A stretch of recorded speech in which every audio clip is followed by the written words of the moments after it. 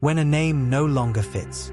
Her name meant pleasant, but by the time she returned home, she asked to be called bitter.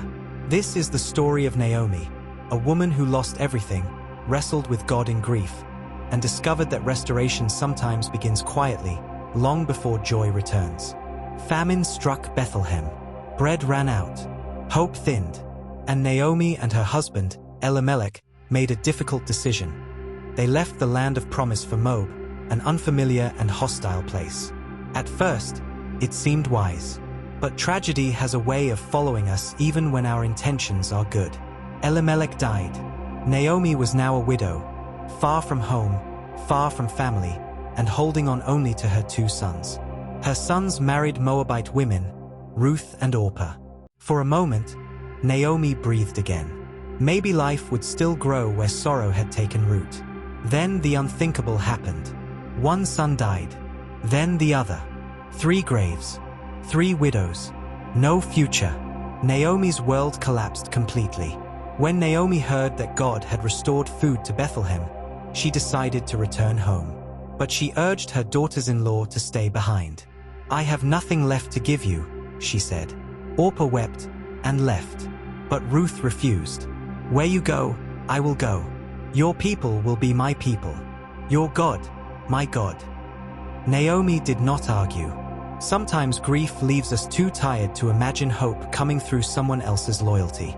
When Naomi entered Bethlehem, the women gasped, "Is this Naomi?" She answered with honesty sharper than faith. "Don't call me Naomi. Call me Mara, for the Almighty has dealt bitterly with me." She did not deny God's existence. She questioned his kindness. Naomi returned empty, empty arms, empty future, empty heart. Or so it seemed. Ruth went out to glean, picking leftover grain behind harvesters. By chance, she entered the field of Boaz, a relative of Naomi's late husband. But this was not chance. This was God working quietly, while Naomi still believed he had abandoned her. Boaz noticed Ruth, protected her, provided for her, and slowly, Naomi began to wake up from grief. For the first time in a long while, Naomi spoke with purpose. She remembered the law of redemption.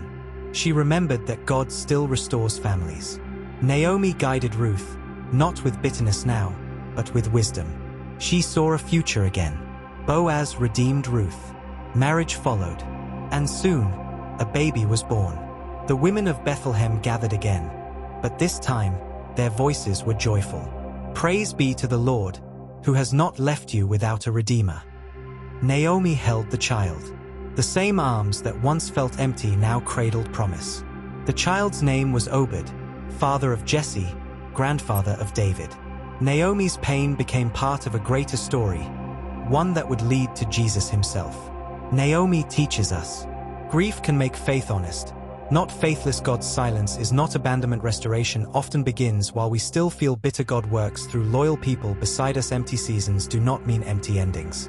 Naomi did not leap from sorrow to joy. She walked there, slowly, and God walked with her. If you feel bitter today, if loss has renamed your joy, if hope feels too far to reach, remember Naomi. God may be restoring your story in ways you cannot yet see. What bitterness is God gently asking you to release?